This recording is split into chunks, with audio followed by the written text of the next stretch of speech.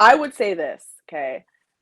It's don't let that be your main priority. Because some people think that they have to go and edit their whole entire page and they have to change everything and it has to just be just so perfect. Welcome to Biz Happy Hour, where we talk side hustles, money over a glass of wine. My name is Xenia, and this is my host, Alicia. There's such a common misconception about making money online and on social media, and we're here to break all of those barriers. Let's get started.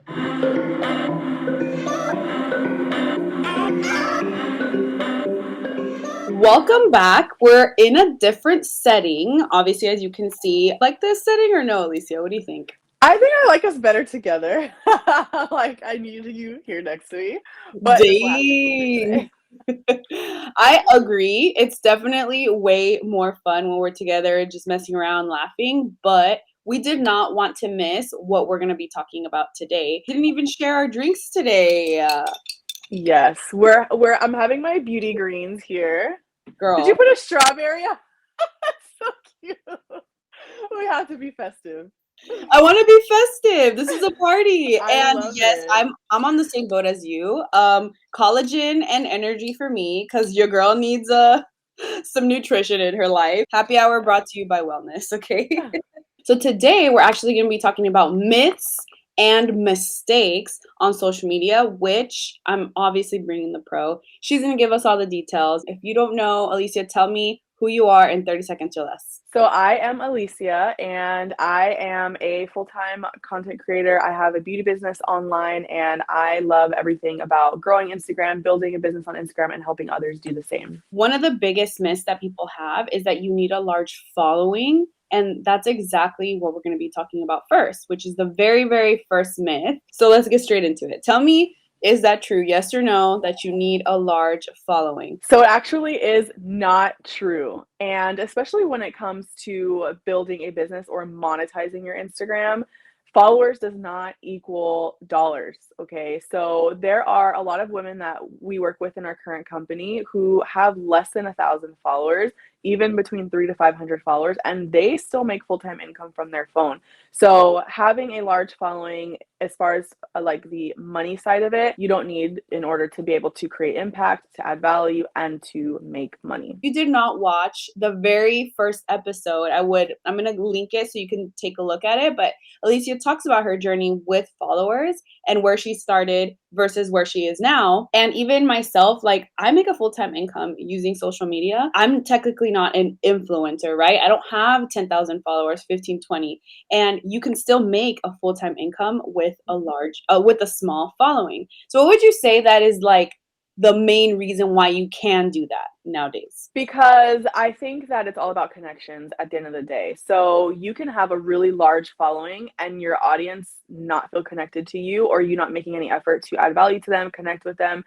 And so even if you have a small following, you can still have a large reach with the people that you get to talk to and connect with. So ultimately, that is completely up to you, not necessarily the people who follow and like your page. It's one of the things that you have to think about is trust, educate, be the expert in your area specifically with your current following. Because think about it, if you can't sell to 2 followers, you definitely cannot sell to 2 million followers. There's just absolutely no way. People think like, I need 10K. Remember when like 10K, like that's the only way you got the swipe up link? Yeah. Everyone wanted to do that. And in reality, you never really needed that 10K. Exactly. The other thing that I wanted to say about that too is that, totally forgot what the heck I was just going to say about that. Get to the next one, which is having a perfect feed. And this one's controversial. Let me tell you why. I used to think that I needed a perfect feed to the point where like not even one bad hair would be up, and I'm not a beauty pro. And I feel like Alicia is like that too. So tell me your point of view of this. Like why do people think they need a perfect feed, and like what is your point of view? Like how do you do it? Okay.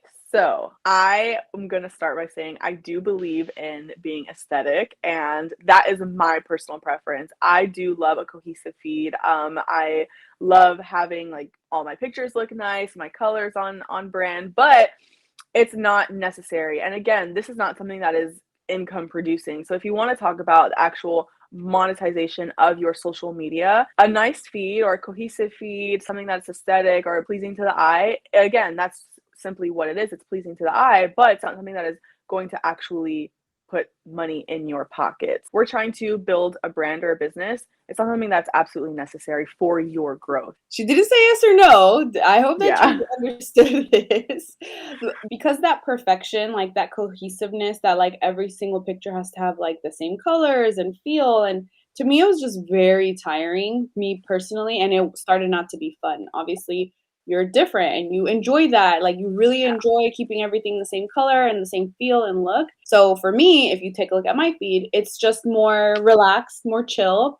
And I think for your feed, you're more on the influencer side. Like influencers have to have really good photos because they're selling their clothes, their products. There's literally whatever you're wearing, right? Like you have to make sure that like I want to look like that. Ultimately, it's what value are you bringing to your followers? Yeah, I like that point because you can have a gorgeous feed, right? Like everything is super aesthetic and it's color coordinated, but if you're not bringing any value to your audience and showing things that they want or that they need, it's going to impact them, then it kind of is pointless. So you're investing, spending all this time on a pretty feed, but your followers are not really gaining any value from it or from the message that you are bringing. So I think that I would say this. Okay. It's don't let that be your main priority. Because some people think that they have to go and edit their whole entire page and they have to change everything and it has to just be just so perfect. But it's truly not worth your time if you are not already bringing value to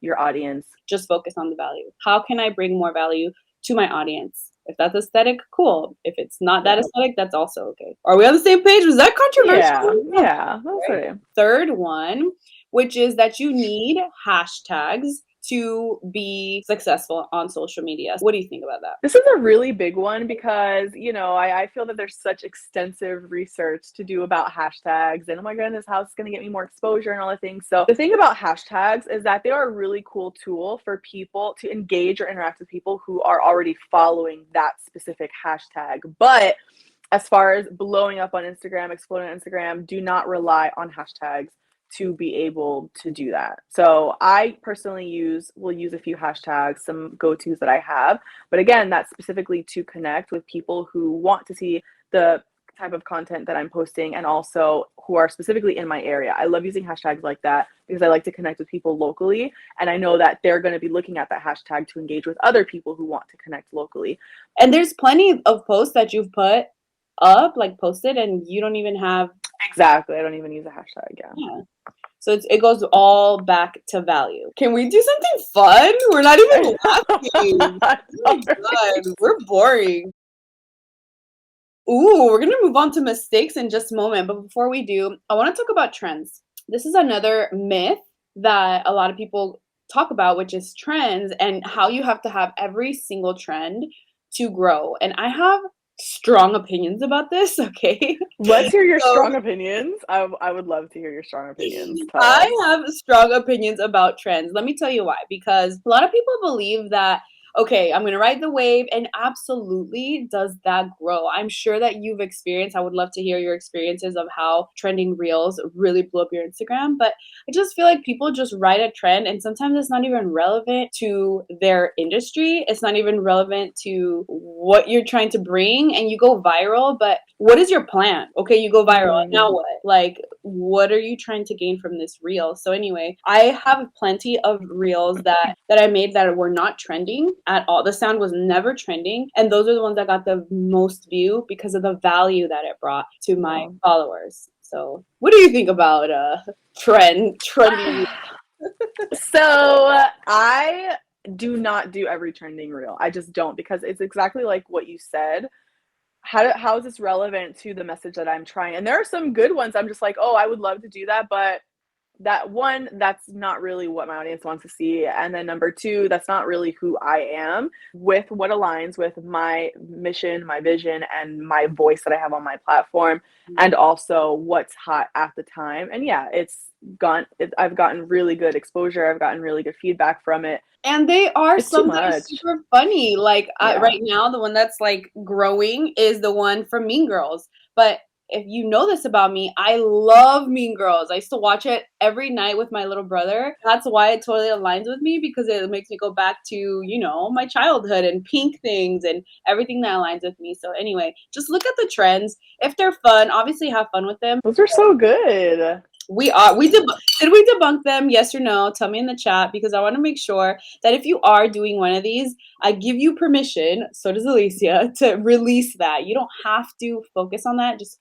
focus on the value. Wanted you to let me know in the comments what you're going to work on for the myths. What are you going to work on this following week? Yes. And by then we'll be able to come back together. Don't you worry. So we will leave it there, and I will see you in the next episode. I think it's a lot of pressure too, as far as, you know, people wanting to grow their social media, wanting to grow their following. They're like, I have to do all of this like so perfectly, and this is how Instagram's algorithm is going to help me grow, and I'm just going to explode